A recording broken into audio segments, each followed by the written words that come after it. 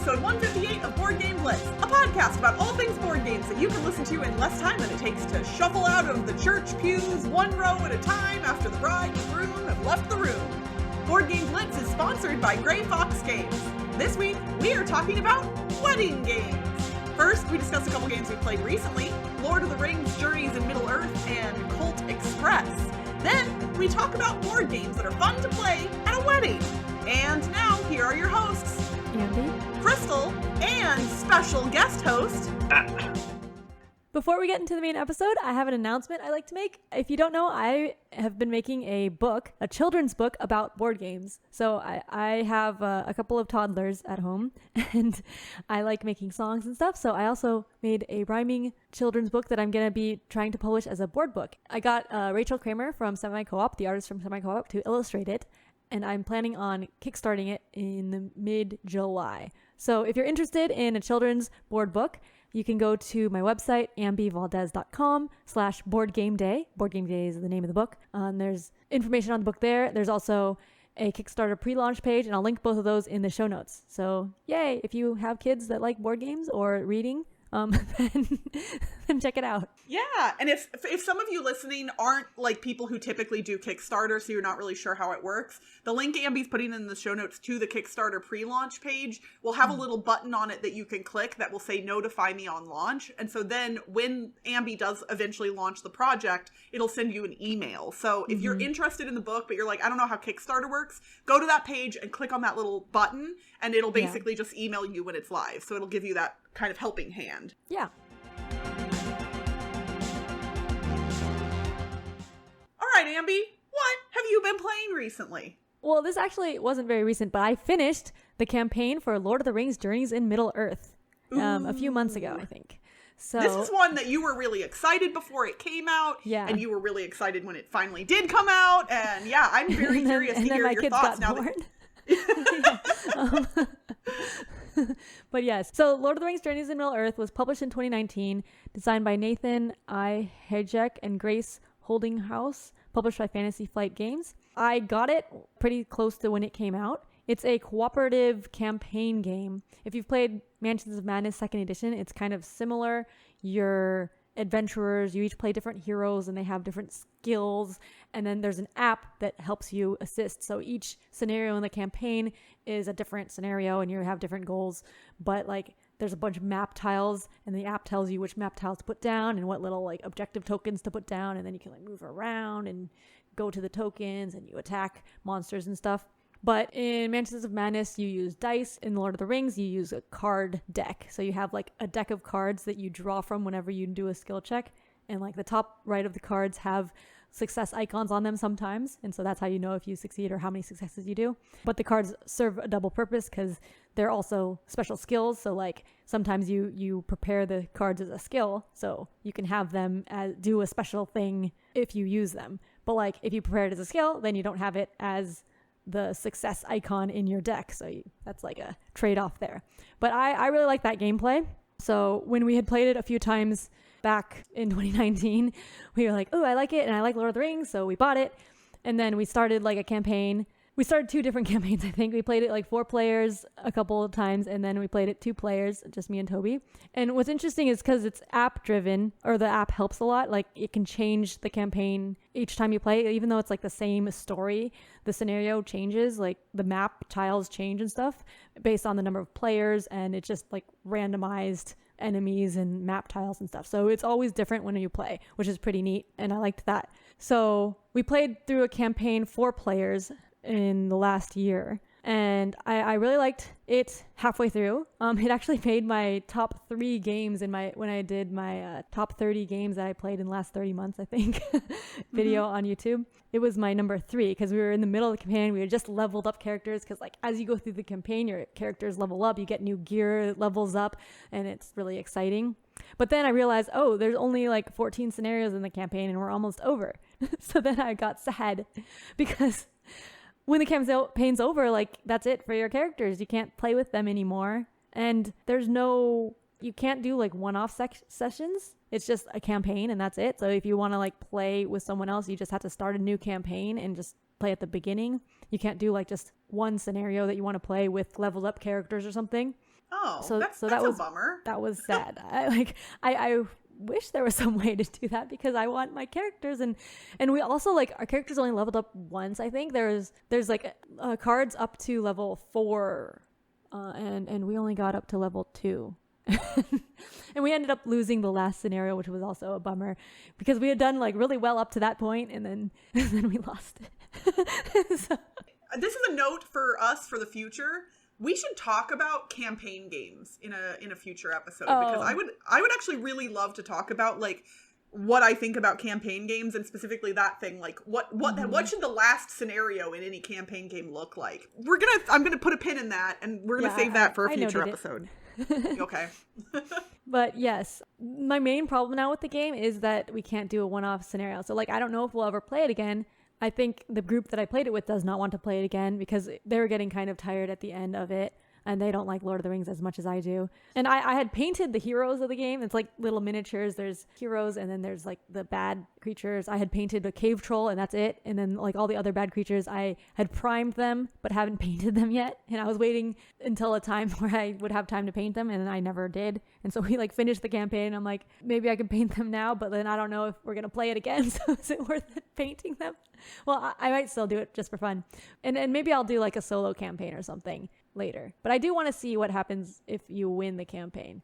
Luckily, like you can actually restart the level that you lost, even though you lost the campaign. You can like cheat and replay from the beginning of the scenario on the app. So we can just like click through and see what happens in the story if we won, which we might do. I think we kind of want to do that just to see the story.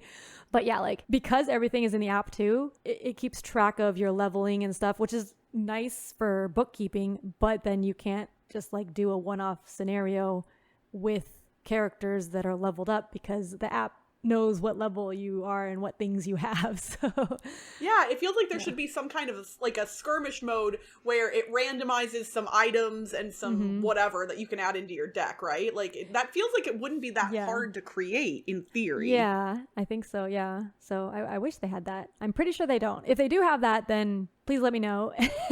And that would be really exciting, but I don't think they do. And it's been out for a few years now. So, and there are expansions and stuff that we haven't gotten. Oh, so maybe some of the expansions could add that feature in potentially. Maybe, but I think a lot of the expansions just add additional campaign stuff. And I don't even know, like they have additional campaigns. I don't even know if those carry over characters or if you have to start over a new character. I think you might have to like start over each campaign. So yeah, I don't know.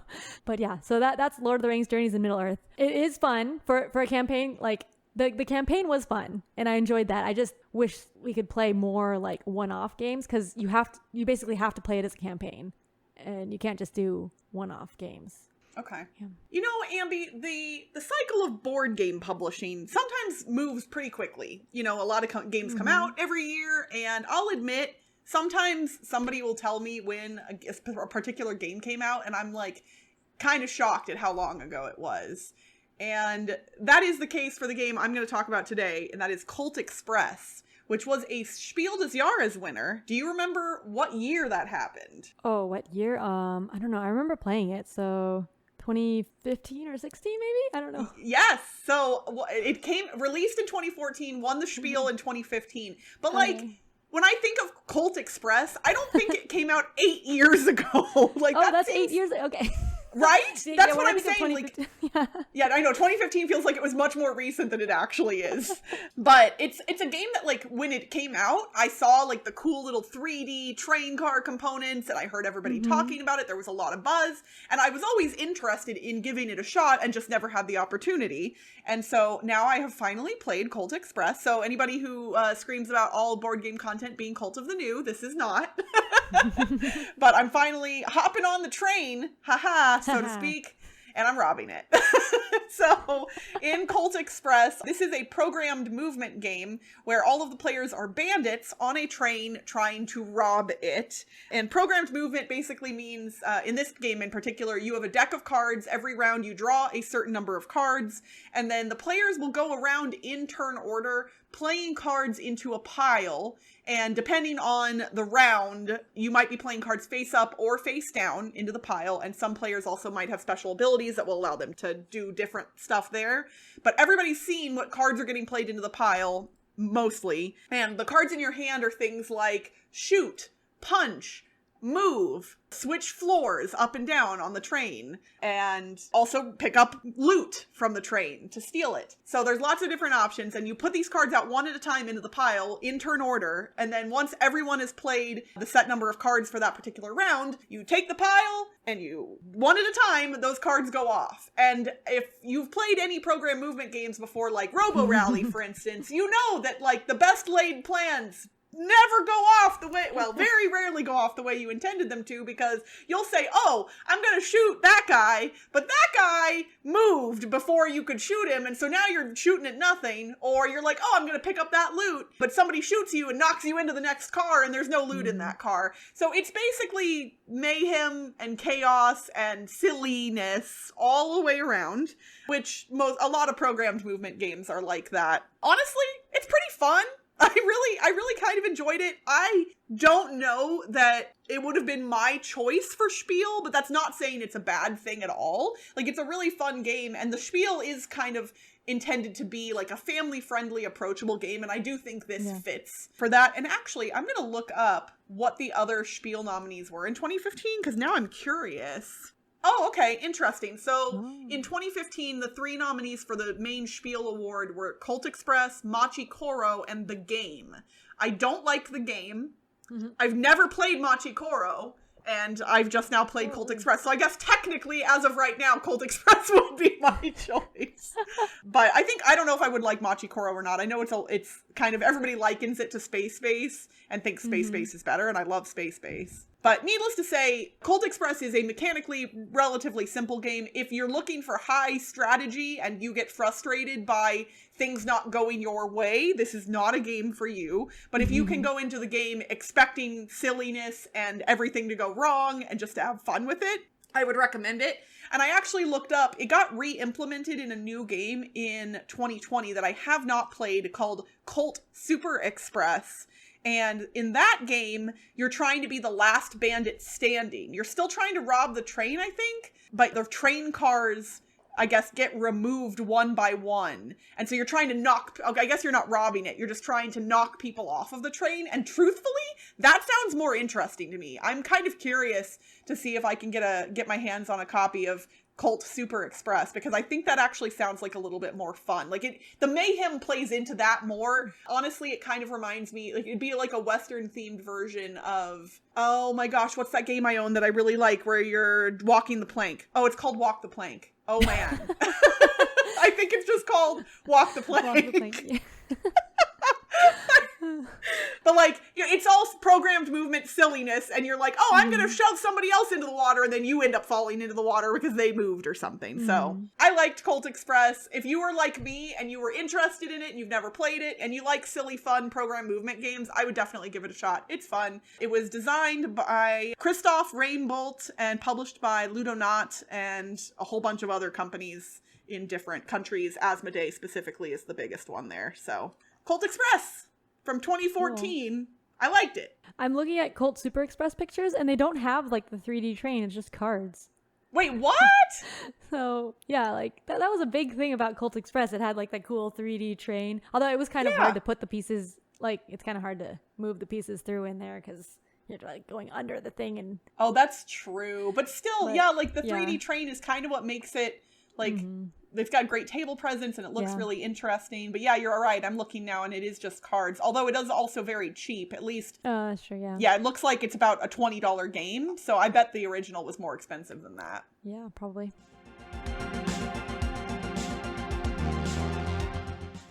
All right, we recently asked our Blitzketeers to give us some ideas for show topics because, again, we've been doing this 6 years and sometimes it's hard to think of a topic. And Nick, good friend of the show, gave us a great idea. We're heading into summertime right now, and you know what happens in the summer for a lot of people? That's weddings. I don't know. I mean, I guess the weather's nice and that's why, but I live in Vegas, so when I think of summer, I don't want to go outside. Yeah, so Nick said that his friend was asking him about board games to play at their wedding. And I'm not sure if this will come out in time for Nick, but he already had some ideas. The idea is to have games to play for both the reception downtime and for those who don't want to dance, because they need something to do when they're not dancing and everyone else is dancing. Matt, have you ever attended any weddings that had board games on the table? No. Have you ever attended any weddings where you wished board games were on the table? Yeah, probably. So, well, first off, are you a dancer? Like, if you go to a wedding reception, are you the one that's like fully cutting a rug on the dance floor? I am reluctant to dance, but once I get out there, it usually goes pretty good. Nice. I love it. Yeah, I'm that like complete dork that will do all of the like line dances and like any song that tells you the directions, I will dance to, basically. And I don't care how bad they are. Like the Cupid shuffle is super boring. I'll still do it. I don't care. Like Yeah. If they have directions, then I better. But like most of the times they don't. Yeah. A number of years ago, attended the wedding of some friends of mine from college, and they did a cool thing. It wasn't board games, but I think it's adjacent. After the wedding ceremony, they were going to go take pictures, and they sent all of the guests to the reception hall to hang out before they got there, and they knew there would be downtime, and so they actually provided coloring sheets on all of the tables, not just for the kids, but for everybody. And I won't lie, I had a lot of fun coloring.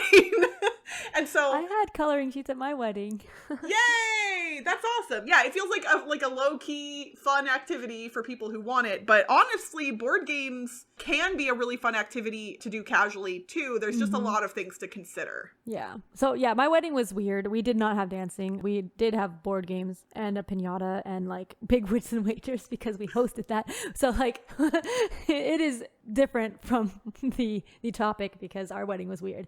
Okay, I know it's off topic, but I have to back up to the fact that you had a piñata at your wedding? Yeah. I made a Rubik's Cube piñata. It was really hard to break. And they had to well, because it's a cube, so right. Like, yeah. Well, and like I used duct tape. Oh my god! You trolled your wedding guests, basically. Yeah. We also had giant Jenga and like beanbag toss stuff. So I guess the board game that we had was giant Jenga, which isn't probably good at a normal wedding because that's going to be like big and falling down is kind of loud and dangerous. Well, but if the reception is outdoors, then you can theoretically... Yeah, if it's outdoors, yeah. Yeah, we talked about lawn games not too long ago in one of our past episodes, and I think some of those would work well for an outdoor reception. Yeah, I've seen like cornhole at multiple weddings. Yeah, that works well.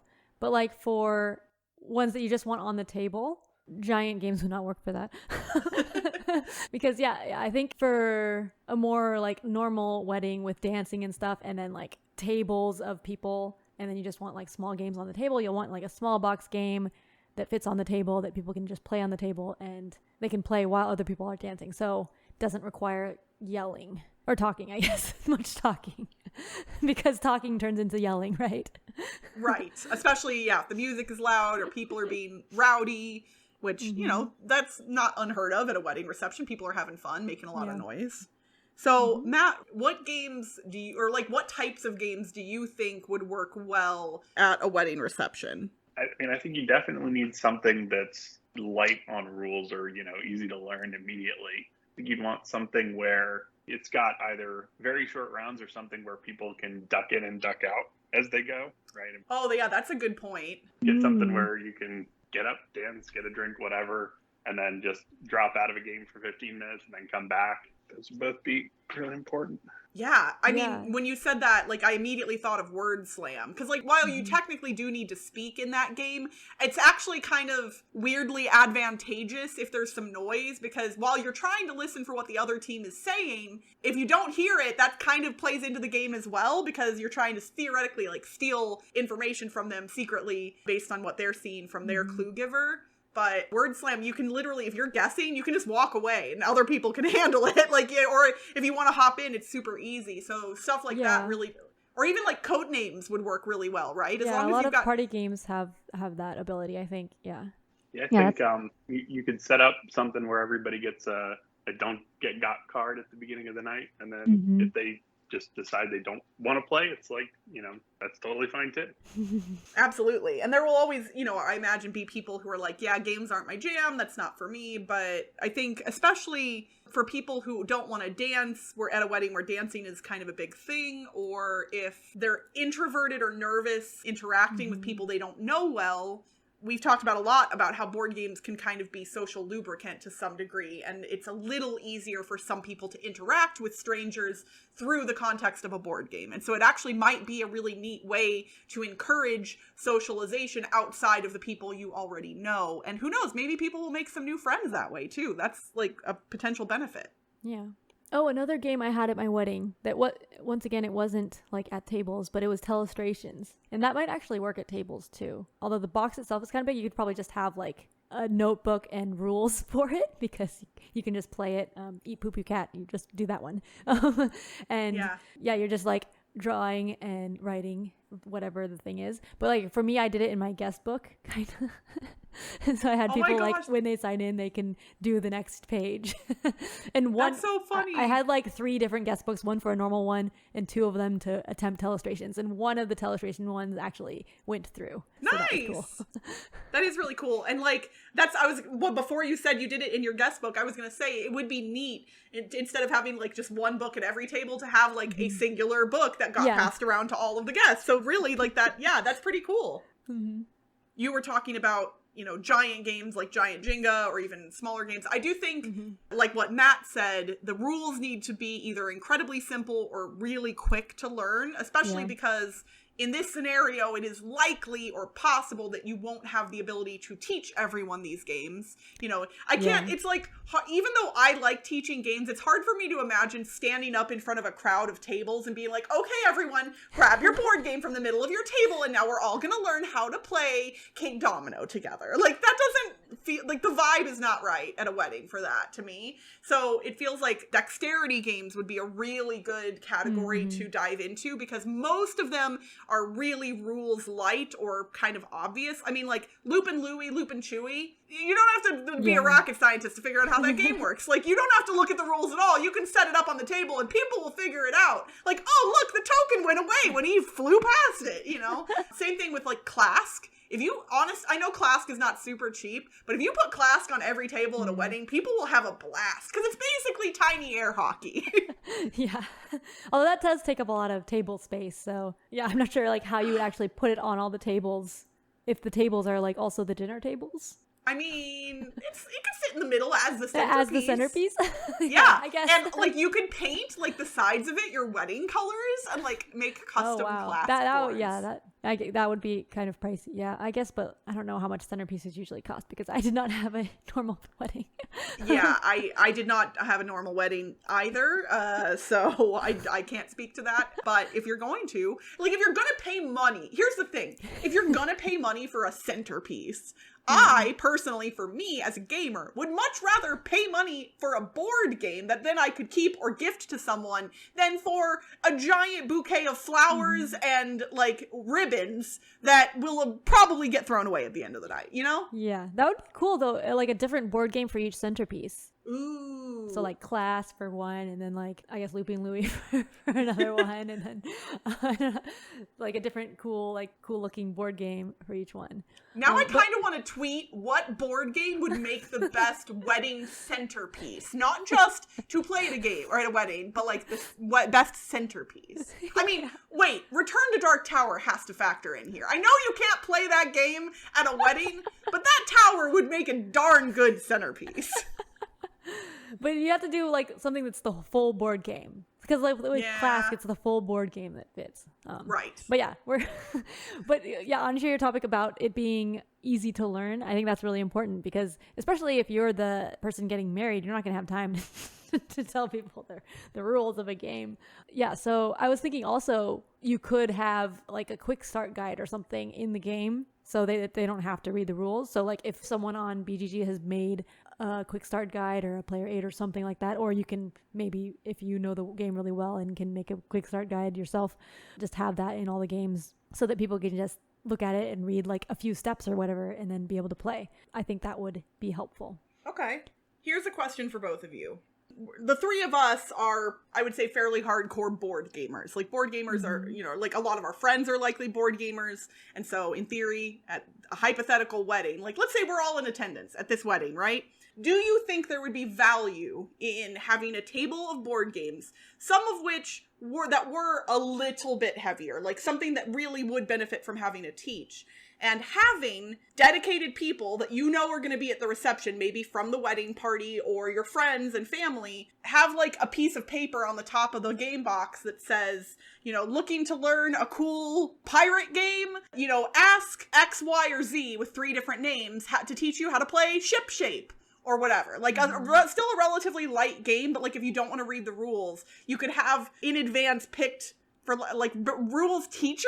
Is that too much for a wedding? Well, is that too much? Then they'd have to be prepared to be asked to teach. So, I don't know. That might be asking a lot from your friends that are... Well, you'd ask them in advance, right? Like, you'd be like, are you cool with this? And it would give them the excuse to play those games. So I feel like... That's true, yeah. So, like, if somebody asked me, if they want to, hey... Yeah, do you want to teach King Domino or, like, some of your other, like, Space Base or something? I'd be like, heck yeah, I want to play those games at the wedding, so yeah, I'll teach them. Or maybe you could have on the table, like, different categories, like these you can learn easily, and then, like, these ones are for more involved to learn. Yeah. So people can, like, pick which kind they want if they don't know. That's a good call. Yeah, like, having them categorized based on, like, weight or rules overhead instead of just, I don't know, like... Yeah, because, like, dexterity games, for instance, like, as a category, like, there are some dexterity games that actually have a decent number of rules in them. Like, junk art looks really cool on a table, but if you actually play junk art by the rules, there's a lot of stuff to go over. I still love it, but, like, junk art, in my mind, wouldn't work for a non-gamer group trying to learn it on their own in the context of a wedding. Yeah, because it would be harder to learn at a wedding with all the noise and dancing going on. Because then, like, someone's trying to learn it and then also trying to teach it to the other people. Yeah. Matt, are there any dexterity games that you think would work well for a wedding?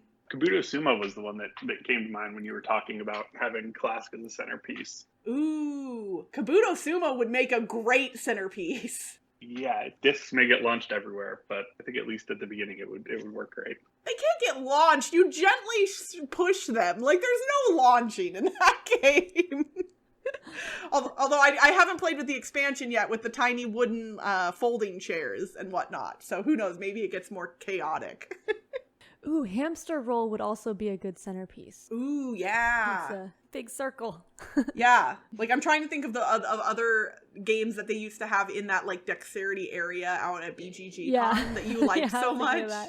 Yeah, like, I know there's probably a lot of them others. are a bit big for the centerpiece. Ooh, the Pac-Man game. There was the Pac-Man themed Whacky Wit, I think, or Whacky something. That one would be good. And people know Pac-Man. For sure. And to that point, I do think there is definitely value in, if you are going to have a selection of games for people to choose from, and the group is not all hobby gamers, there's a lot of value in making sure you have some board game classics in there, like Scrabble, Othello, Jenga, Twister, Yahtzee, things like that people will already be relatively familiar with. I know we as hobby gamers, you know, if generally I'm going to pick almost any other roll and write over Yahtzee given the choice, but Yahtzee still has some fun in it, like, and people would enjoy playing it, and it's simple. So I do think even if you're a hobby gamer, you should definitely make sure if you are providing games at your wedding or an event, like, you want to throw in a few of those classics too. Like, especially I think with when people see something they're familiar with, it may make them more likely to try other stuff too, or maybe they'll just stick with what they know, but as long as they're having fun, who cares? Well, yeah, with Yahtzee and other roll and writes, I think, like, roll and writes would probably be good in the, like, small games category that fit on the table if you have a separate centerpiece. If you're not using the game as a centerpiece, and just, like, you want small box games on the table. A lot of roll and writes are small box games, and then pretty easy to learn, and each person just has a sheet of paper and the pencil, right? So they can just play it on the little table in their plate area, because you're not going to have a lot of space on the table since it'll be filled with dishes and stuff. So roll and writes are good for that. Absolutely. Yeah, I think the other direction, since you have, right, I mean, at least if you're planning out tables, you know how many people are going to, in theory, be at one, is to go get some of the, like, small box social deduction stuff, like maybe Scapegoat could work, you know, something that's light on rules and turns pretty quick. Absolutely. I do think social deduction games, especially lighter ones, could be really fun. it's just a matter of like, there are certain games like One Night Ultimate Werewolf, in theory sounds good, but you have to be able to hear the app.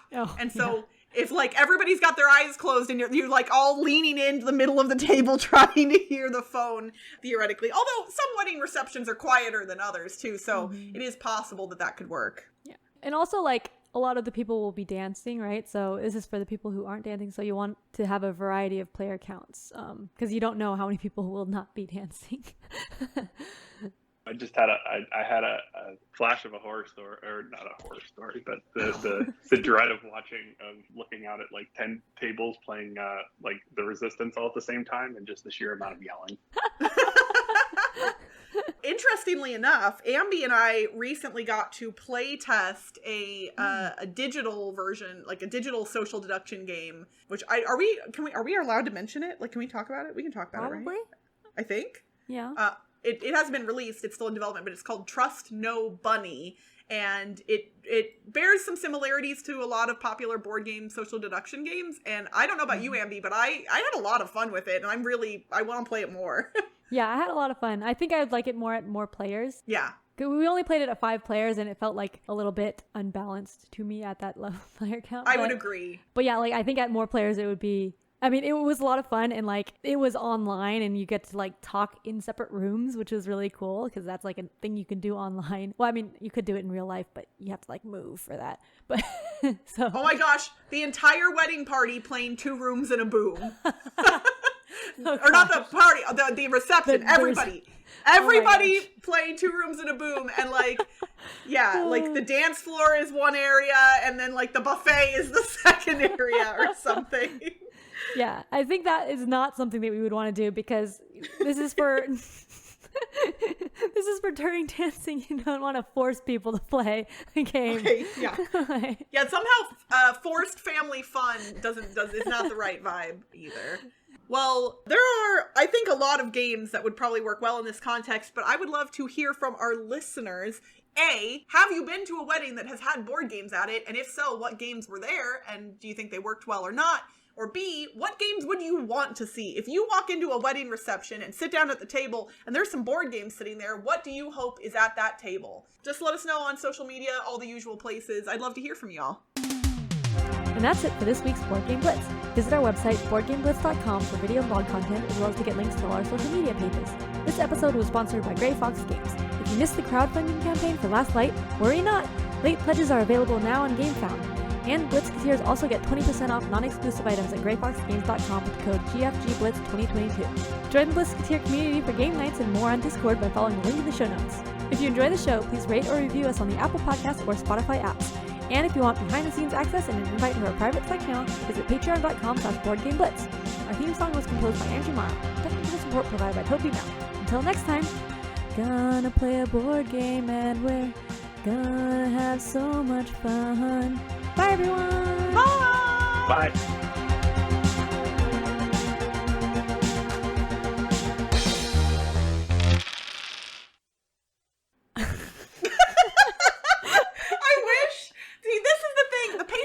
Unedited audio, but they don't get the look on your face when you like open your mouth and smile real big and look like you're about to speak and then nothing comes out.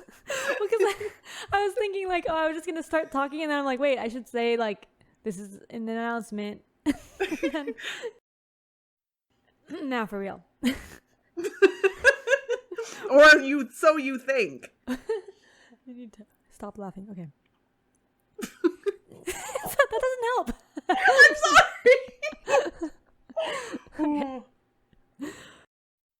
Join the Blitzketeer community for game nights and more on Discord by following the link. Why can't I speak? It's because there's an extra space there.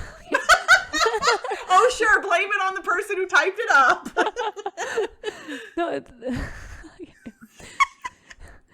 join the Blitzketeer community for game nights and more on Discord by following the link in the show notes. See, I did it well that time. Yep, okay. It was the space. The extra space between 2 words. That's what caused it.